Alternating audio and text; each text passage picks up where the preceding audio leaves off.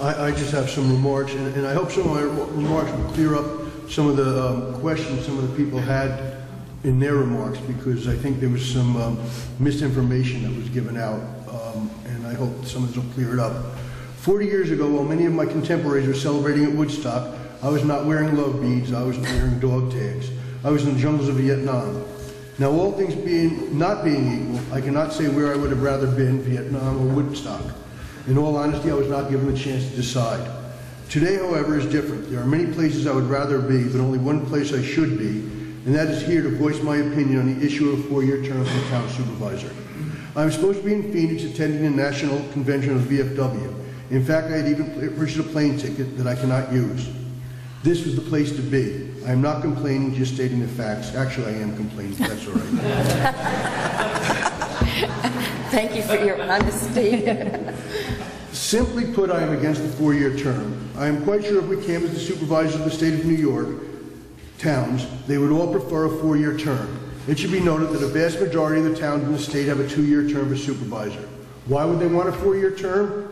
It is more convenient for them, less costly for them, less time consuming for them. The key word here is them. Ultimately, the overriding concern for supervisors should not be what is best for them, but is what is best for the citizens of the town. The 2-year term makes the supervisor, who is also the chief financial officer, more answerable to the voters.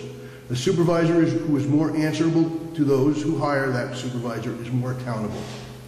While a 4-year term might reduce the turnover in office and appear to bring stability, it would also mean that residents would have to wait 4 long years before voting an ineffective supervisor out of office. It is the citizens, the taxpayers, the voter, who we should be most concerned about, not the convenience of the elected officials. People go into the elected office with the full knowledge of the length of term, rather than change it to work with it. If you do not like the term of office, then don't run for the position. Also, a 4-year term for supervisor combined with the existing 4-year term of councilpersons means that the board could be controlled by the same 3 people for 4 straight years. That's not a problem if the 3 officials are doing a good job, but it would be a major problem if the public lost confidence in the ability of the officials to govern in their best interest.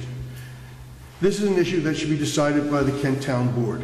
And this is where I differ a lot from the people that spoke here today, and I'm going to explain why.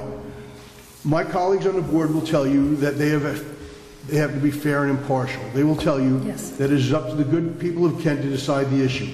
I would agree with them if this had been a citizen-generated issue. If we as members had been inundated with letters and phone calls for such a change, they may even tell you that they were.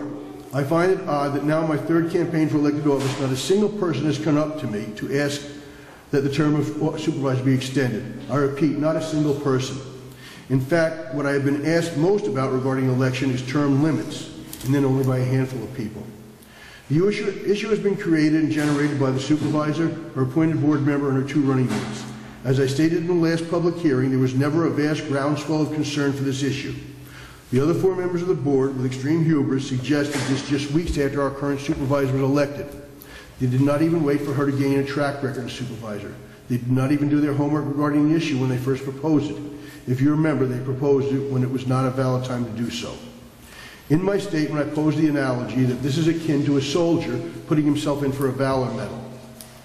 Wait for the award or honor. Don't create the situation for the award or honor. I urge my colleagues on the town board to look at this issue and vote it down. That is not to let it go to a ballot. Barring that, I urge my fellow citizens of Kent to reject this ill-conceived proposal and vote it down. Thank you.